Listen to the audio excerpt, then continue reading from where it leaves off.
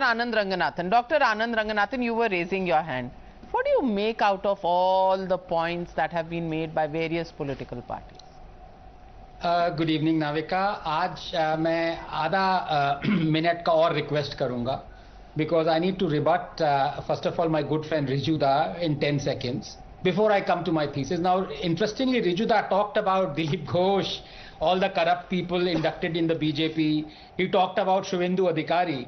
I wonder why he missed out Mr. Mukul Roy. Because he's gone back to TMC. Okay, all right. And as far as Ms. Kakkad is concerned, all of us welcome her. This is her first. Even and he is she's not behaved herself. investigated, Dr. Ranganathan. No, Rijuda, please, I didn't interrupt you.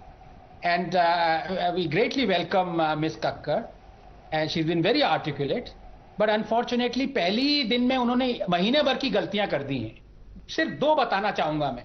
She is entirely wrong when she says Sisodia did not apply to the Supreme Court for a bail. In fact, his bail was rejected. That is the reason Supreme Court threw it out and he had to go to Rouse Court. So factually, she is incorrect. Sir, you are incorrect. Please go through the technicalities of the matter. Please, sir. Please. Let's not misinform, sir. Sir, you are supporting a party जिनको मेहुल चौकसी नहीं दिख रहा, जिनको ललित मोदी नहीं दिख रहा, जिनको ये मैं जान सकता हूँ enthusiasm है.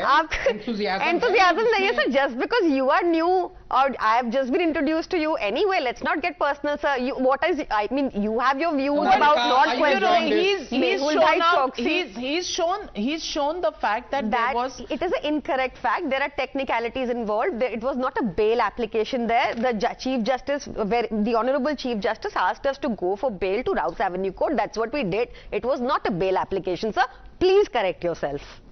Okay, you went to Supreme Court and the Chief Justice directed you, but it was not a bail application. The fact is, Manish Sisodia matter whether it was bail matter or whether it was something else, it went to Supreme Court. 1 minute. 1 minute. Anand Ranganathan, complete your point. Yes. पर कैसे इतने constant interruption और ये कह रहे हैं she just called the Prime Minister illiterate. The Prime Minister holds 2 degrees. Less educated. Which he is not ready to publicize. He's not ready to show it through the RTI. Navika, are we going to continue like this? I mean, let's talk facts. Let's not talk facts, sir. Let's not misinform. In a debate, you have to allow the other person to speak so that you can hear, and if you want to rebut, you have to wait for your turn. It's my first time, so I'm learning. Please excuse me. Okay, all right. Anand Ranganathan, make your point. Thank you, Ms. Kakkad. Excuse, please. Thank you very much. As I said, you've been very articulate. Please give us the courtesy as well. Now, Prime Minister has bona fide 2 degrees. He is an MA, which are 2 degrees more than Manish Sisodia. Manish Sisodia is only 12th class pass. Ironically, he was the education minister. So much for your calling others uneducated and illiterate. Talking about the PM post, sir. I can't. Navika, this is just completely not. Priyanka, I'll really have to lower your fader. Okay, Dr. Anand Ranganathan, I'm lowering my fader as well because we're both in the studio. We're lowering all faders, only Anand speaks. Thank you very much. Now let us come to the main thesis. Navika, please give me a couple of minutes or a little bit more because I've been constantly interrupted. Look, there are 2 issues here. And in the interests of the common man, both need going into. We must always, as you do always, Navika, keep the nation above everyone else and everything else because we, 1.4 billion people, are its rightful chowkidars. The Prime Minister anointed us so. And we take our responsibility very seriously. Now, it is no one's grouse that the Congress is corrupt from head to toe. For crying out loud, its minister was caught today throwing 500 rupee notes at the crowd from atop a bus, trying possibly to beat the moral code of conduct. And it is also a fact that the Congress is more corrupt than the BJP, absolutely. But I ask, is there such a thing as a little bit pregnant?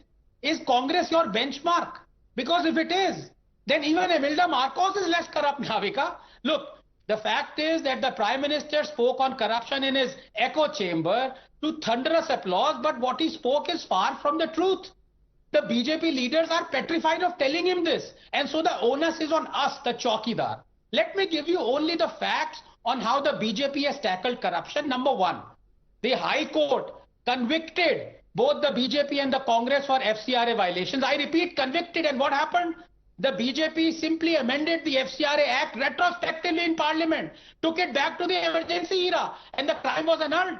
The courts couldn't do a thing. Is that not corruption? Number 2, Dozens of politicians who the BJP cried were corrupt and wanted them in jail are now happily in the BJP. Remember when BJP had demanded an ED raid on TDP's YS Chaudhary, alleging a fraud of 6,000 crores? Well, before the agencies could act, Mr. Chaudhary promptly joined the BJP.